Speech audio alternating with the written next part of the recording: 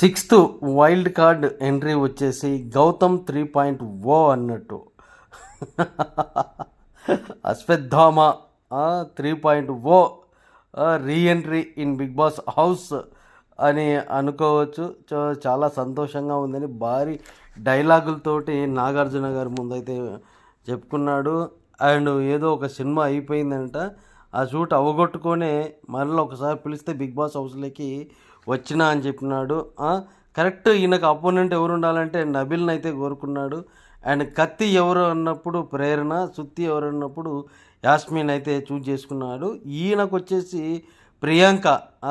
మనమంతా 3.0 అనుకుంటే ఆవిడ గారేమో 4.0 అన్నదైతే అనింది.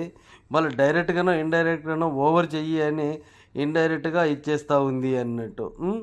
సో ఇది మన 3.0